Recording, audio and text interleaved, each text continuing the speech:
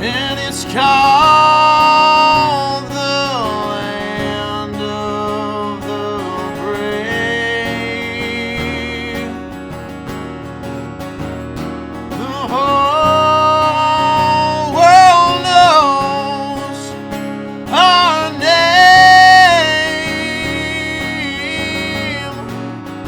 One God and 50 states.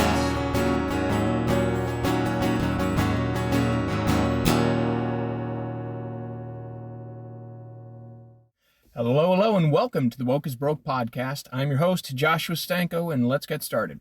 So, MSNBC did what some might call cross the line. One of their freelance journalists, or who they claim to be a freelance journalist, tailed the jury bus from the Kyle Rittenhouse case, right? The jury bus, where all of the jurors get onto, and the windows are blacked out, right, so that none of the jurors can see any of the signs, any of the media coverage, right, and to conceal their identities, right? A jackass working for MSNBC, tailed the bus, right? And he's pulled over by the cops, and, MSNBC puts out this statement, he didn't take any photos. He wasn't trying to interact with them. Baloney! What possible reason would you have for tailing a jury bus if not to dox them, if not to snap photos of their identity and get them out there on the internet? Give me a break. The judge on the Kyle Rittenhouse case, he wasn't having any of it, not at all. He's decided to ban MSNBC from entering the courthouse at all. Here's that. Last evening, a person who identified himself as James G. Morrison and who claimed that he was a producer with NBC News, employed for MSNBC under the supervision of someone named Irene Bayan in New York for MSNBC, and stated that he had been instructed by Ms. Bayan in New York to follow the jury bus.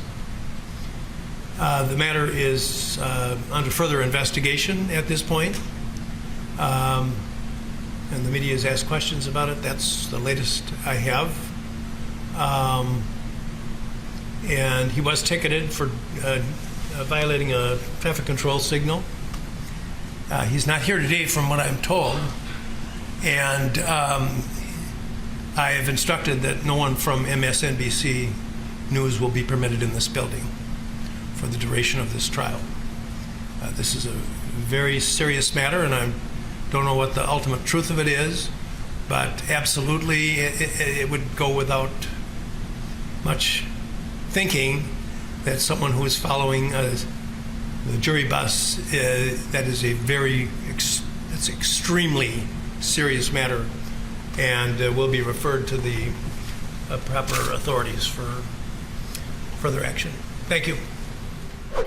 And this is just the icing on the cake for me. I mean, I really want to take a moment and just appreciate the evil of the media. All right, and I mean that, the evil of the media, because all of this stemmed from the Jacob Blake shooting, right? Jacob Blake, who the media will tell you, is a loving father shot in the back 7 times by the cops. All right, Jacob Blake was a rapist. Okay. He sexually assaulted his girlfriend, the mother of those children, right? She put out a restraining order against him. He then broke that restraining order, showed up to her place. She called the cops. Cops showed up. He fought with the cops, right? Took the children, put them in his car, right? Attempted kidnapping, right?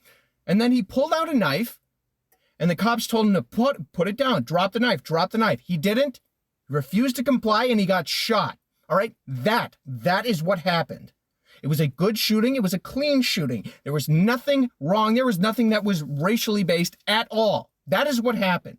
And the media proceeded to take that case and then dump gasoline all over Ferguson and then pass out matches to Antifa and the jackbooted thugs over at BLM, and then gin up hate and gin up violence and gin up a mob to just go around burning shit to the ground. Meanwhile, they gleefully turn their cameras away from that violence. You might remember this video. I want to be clear in how I characterize this. This is a mostly a protest. It is not generally speaking unruly, but fires have been started, and there's a crowd. Mostly peaceful as the city is burning. Are you freaking kidding me? No. All of this stemmed from the media. Every vile part of it stemmed from the media. A media that is perfectly content twisting the truth, warping the truth, and turning it into blood. Right? They used to say, blood sells, right? All these splashy, violent titles. It's always crime and murder and whatnot in the newspapers, right? Now we have the newspapers actually manufacturing violence in order to sell papers, right? They will actually create a mob and sick it on a city, on a state, on a town, so that they can hold on to some sort of whatever relevancy that they have that continues to fleet every single day, right? And then in comes Kyle Rittenhouse. And you know what? I take issue with, I've seen other conservative commenters talking about, say, oh, he shouldn't have been there. Oh, he shouldn't have been there. Oh, it wasn't wise. Oh, he's being hailed as a hero for doing what he did, for shooting those protesters. I don't agree with that. I take issue with it. It comes off as sneering to me more than anything. All right. You can make an argument. I don't think it's a very good argument that he shouldn't have been there. All right. I would never sneer at anyone who intentionally put themselves in harm's way in order to do what was right. Right. If there was somebody else there who could have protected the properties and who could have been scrubbing off graffiti and could have been providing medical attention as Kyle Rittenhouse did. And, if there was somebody else who could have done that, then maybe he should have let them do it. But there wasn't. It was just him. It was just him. And if something's wrong and you have the ability to do something about it, you have the responsibility to do something about it. And I don't care if you're 17 or 70. All right. What Kyle Rittenhouse did, right? I'm not talking about the self-defense, right? Defending yourself doesn't make you a hero. An immoral person can defend themselves. All right. That doesn't make the action moral, right? That isn't what made him a hero. Putting himself on the line for people who, he didn't have strong connections with, but because it was the right thing to do, that is what makes him a hero, as far as I'm concerned. All right? And that isn't something to sneer at. And I don't care. I would, if any judgment were to be passed, I would pass it against the mother. I don't know that I would be comfortable letting my 17-year-old go into a riot. I certainly wouldn't let that happen. But as far as his personal decision goes, I would never sneer at that. I don't think that's anything to sneer at. I don't think that's anything to critique. And I don't think we should ever admonish people for taking risks, right? But everything in this life is a risk, but taking a risk to do what is right and that only he could do. That is something worth admiring. That is something that inspires people. And that is why this case has a lot of people worked up. Not only because of the fake outrage generated by the media, right? But because of what this is. This is a kid who put himself at risk to do what was right because no one else could. And that's the best that all, at the end of the day, that's all any of us can really do or hope to do. The best that we can and to do what's needed. And Kyle Rittenhouse gets that. And the media, yeah, it's just seeing them.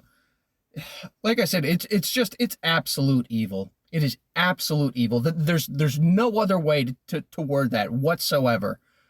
I mean, like I said, all of this was generated by hate and violence that the media, they did everything short of just actually passing out pitchforks and torches. The whole situation was created by them. And they're dragging this kid through the mud. For what? For what? There's not a single shred of evidence to suggest that this was anything other than just a clear case of self-defense, right? They'd have a lot easier of a time twisting the Ahmaud Arbery case into a race case than the Kyle Rittenhouse case. Why are they taking such an interest in Kyle Rittenhouse? Why? There's nothing there.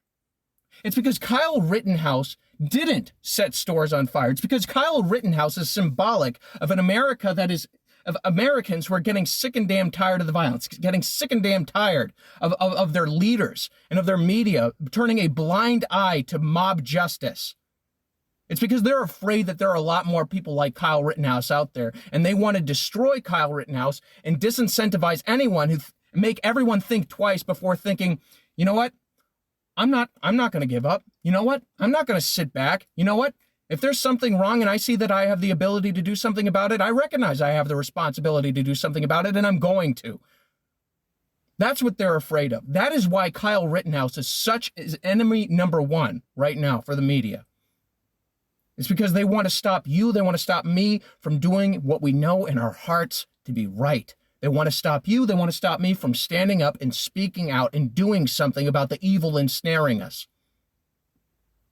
And it doesn't matter if they have to have a journalist tail a jury bus in order to dox the jury. It doesn't matter if they have to threaten Ferguson with more violence. It doesn't matter if they have to gin up more hate. It doesn't matter if they have to gin up another mob. All that matters is that they get to hold on to that fleeting relevance that they have, and they get to make you and me scared, and they get to do whatever the hell that they want. That's what it's about. That's what this whole case is about. It's about fear. It's about control. That's what we're up against. That's what Kyle Rittenhouse is up against. And I haven't really covered this case a whole lot, because one, like I said, I've talked about it before. I don't like the sensationalism that gets warped up in these criminal proceedings. Like I said, it tends to stop being real. And then, you have moments like where Kyle Rittenhouse took the stand and broke down crying. And then you're reminded, no, this is real.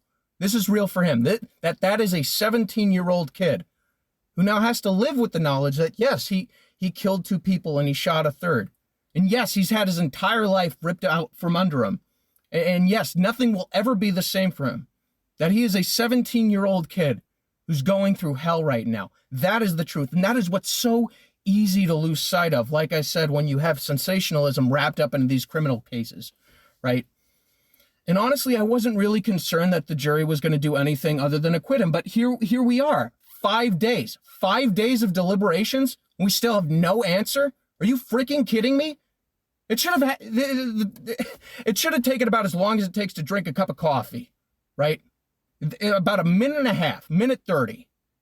That's how long it should have taken. Here we are 5 days later, which tells me a few things. If I had to guess, maybe there's, half and half, like half of the jury says, I'm not damning this kid to jail. I'm not participating in that. There's no evidence. He's innocent as hell. And then the other half saying, I don't care. I don't want my home burned down.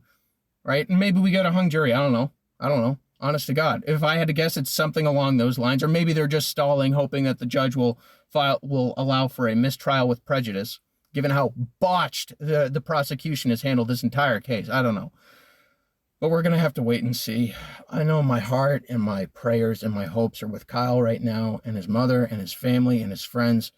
And I hope to God that justice is found for them, and that justice is found for everyone in this case. In any event, we will be off next week for Thanksgiving. We certainly hope that that you have a great time, that you all have a great time with your families, and enjoy the holidays. That being said, assuming that the Kyle Rittenhouse case is wrapped up next week, we'll do an episode when that releases. If not, we'll just be off entirely for the week. But in any event, I am Joshua Stanko, saying please stay safe, please stay informed, and God bless you guys, all of you. We'll catch you next time.